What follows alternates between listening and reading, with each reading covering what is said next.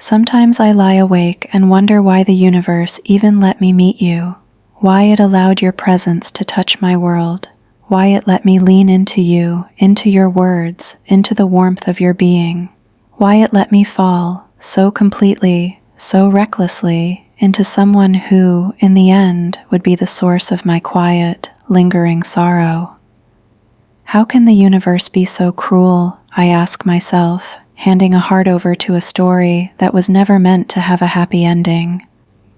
I think about it often, how it allowed me to feel so deeply for someone who could never feel the same way for me.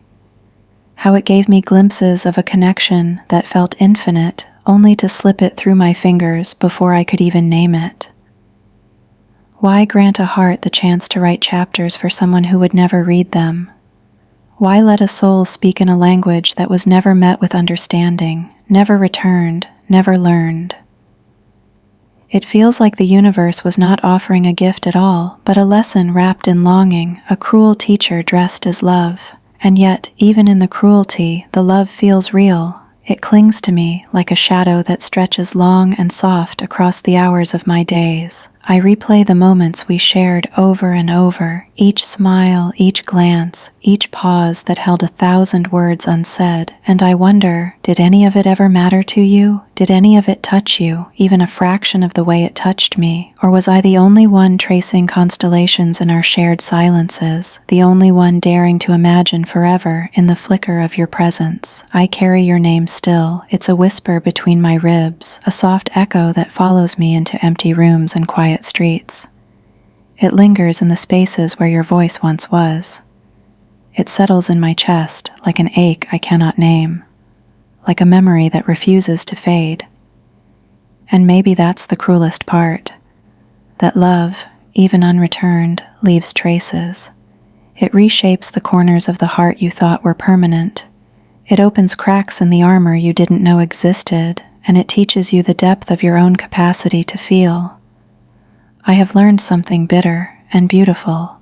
Not everything that feels right is meant to last. Some people come into your life not to stay, but to break you open.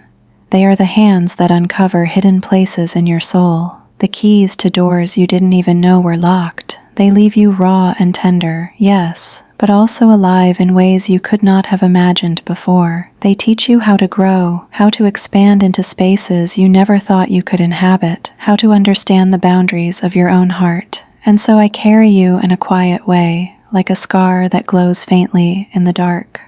Like a lesson I never asked for but somehow needed. I remember what it felt like to believe in us, to let hope rest lightly on my chest, to allow my heart to open wide enough to hold you. And even though it ended in sorrow, even though the love was never returned in full, I would do it all again. Because sometimes the universe does not give you what you want, it gives you what you need.